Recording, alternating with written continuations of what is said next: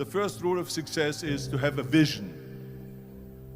You see, if you don't have a vision of where you go, and if you don't have a goal where you go, you drift around and you never end up anywhere.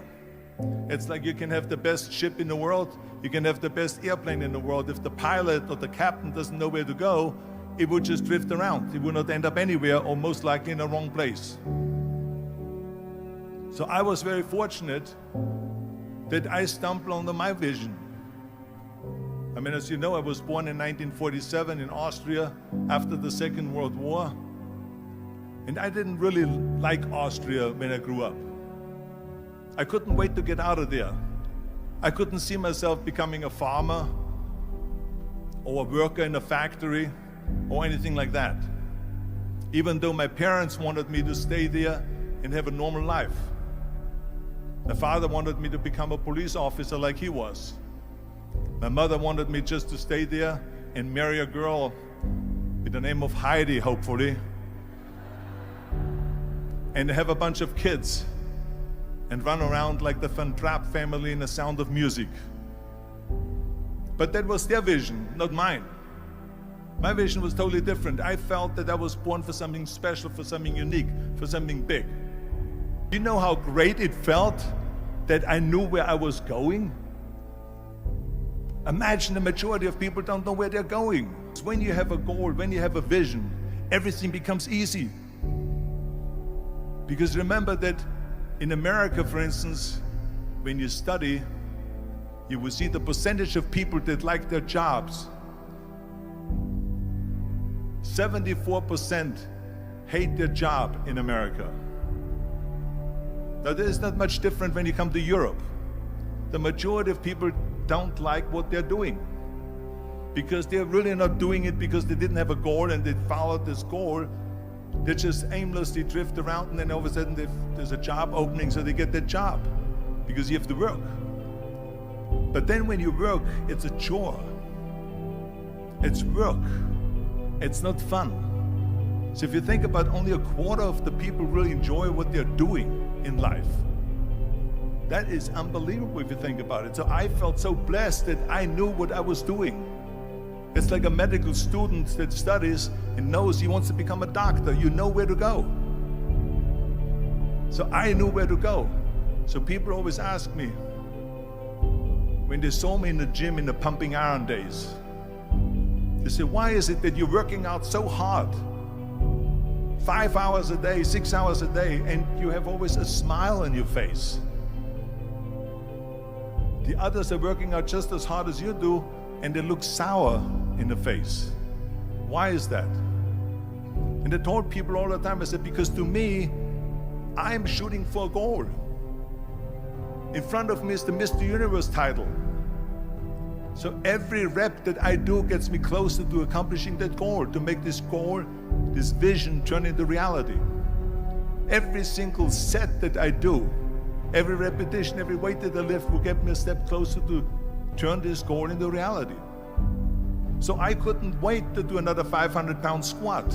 I couldn't wait to do another 500-pound bench press. I couldn't wait to do another 2,000 reps of sit-ups. I couldn't wait for the next exercise, for the next half hour of posing and all the kind of things that you have to do to be a champion. And with the age of 20, I went to London and I won the Mr. Universe contest as the youngest Mr. Universe ever.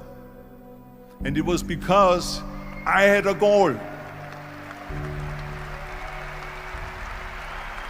So let me tell you something, visualizing your goal and going after it makes it fun.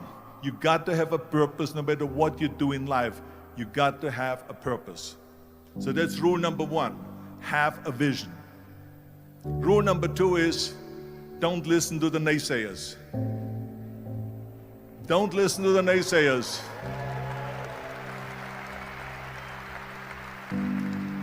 Everything I ever did, the thing that I heard out of people's mouth was, that's impossible. That can't be done. Or no. So whenever someone said to me, it can't be done, I heard, it can be done. When they said no, I heard yes. And when they said it's impossible, I heard it is possible.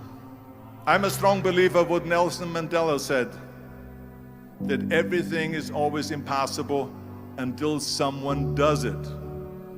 Well, I'm going to be the one, I said to myself, I'm going to do it and I'm going to show it to them. Maybe it has never been done before. That's perfectly fine with me. But I'm going to do it. And I did not listen to the naysayers. The next thing, the third point that I'm going to make to you is, before we sit down with Jürgen and talk about the rest of the three, is work your ass off. There is no magic pill. There is no magic out there.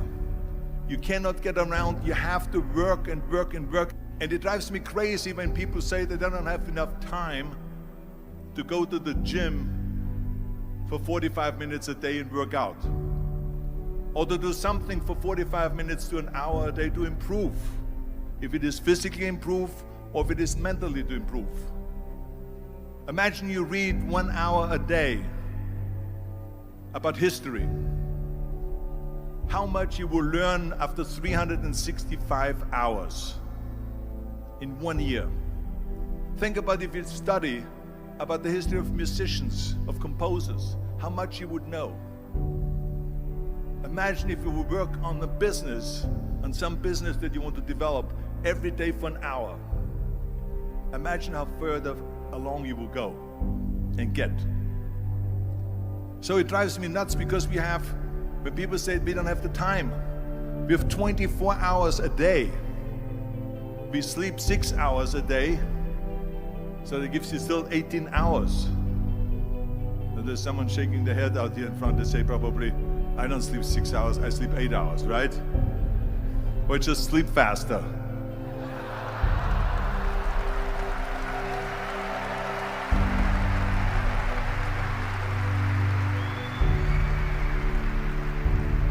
So we have 18 hours a day. The average person works around 8 to 10 hours. So let's assume it's 10 hours, so we have 8 hours left. Then you travel around an hour a day, maybe 2 hours a day. So now you have still 6 hours left. So what do you do with these 6 hours?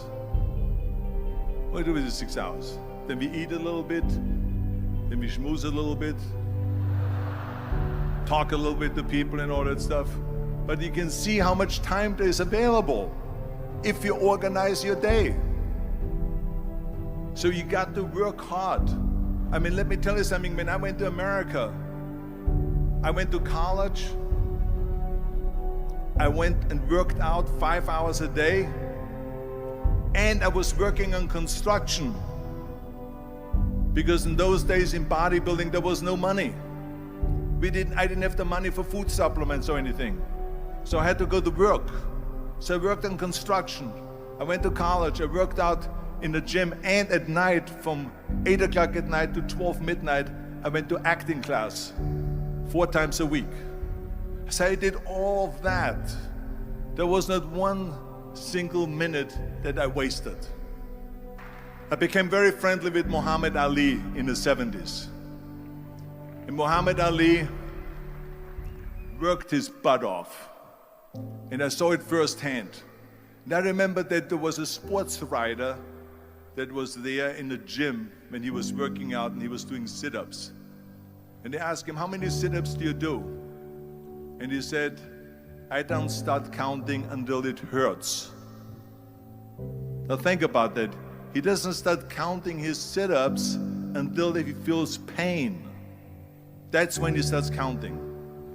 That is working hard. And so you can't get around the hard work. It doesn't matter who it is. As a matter of fact, I believe what Ted Turner said, work like hell and advertise.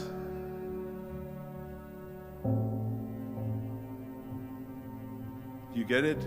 Work like hell, go to bed, and early to rise, work like hell and advertise. So you work your ass off, and then you let the world know about your work. That's what it is all about. Let people know. If you have a company, if you have a movie, if you do a sports, work your ass off, but then advertise and let everyone know. I hate Plan B. And I tell you why. Because we have so many doubters, as I've said earlier, the no-sayers. We have so many of those people that say no and you can't do it, it's impossible. That is okay because we just turn off, as I said earlier, and we listen and we hear the no being a yes. You can't do it, you can do it, and all of that. So that is possible to do that amongst all the negative people around you. But when you start doubting yourself, that's very dangerous. Because now what you're basically saying is that if my plan doesn't work,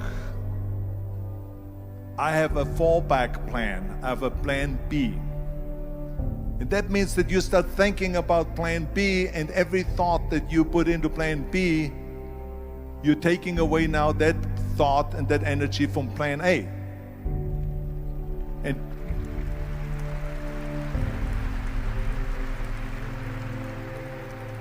And it's very important to understand that we function better if there is no safety net, because plan B becomes a safety net. It says that if I fail, then I fall and I get picked up and I have something else there that will protect me. And that's not good, because people perform better when there's no safety net. People perform better in sports and everything else if you don't have a plan B. To me, it is very dangerous to have a plan B, because you're cutting yourself off from the chance of really succeeding. And the reason, one of the main reasons why people want to have a plan B is because they are worried about failing. What is if I fail, then I don't have anything else? Well, let me tell you something, don't be afraid of failing, because there's nothing wrong with failing. You have to fail in order to climb that ladder. There's no one that doesn't fail. We all fail. It's okay.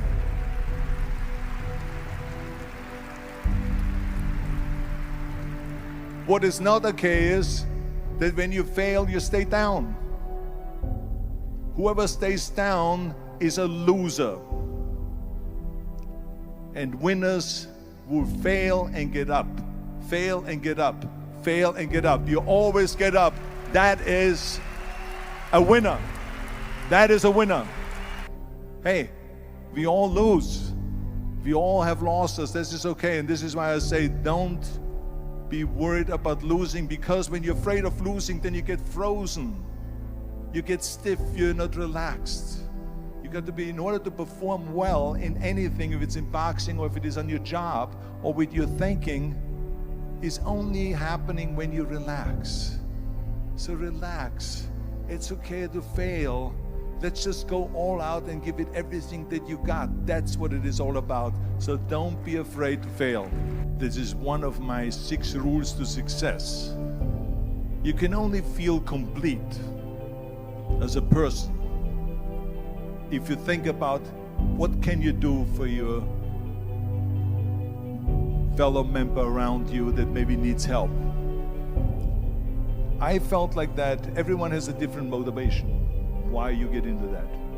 I was an immigrant going to America, and I saw how America was the most generous country in the world. I mean, they opened up their arms to me, they helped me, they invited me for Thanksgiving dinner. The people, they brought me, the bodybuilders in the gym brought me plates to my apartment because I had no plates, I had no silverware, I had no bedware, I had no pillows, I had no blanket, I had no TV, I had no radio, I had nothing.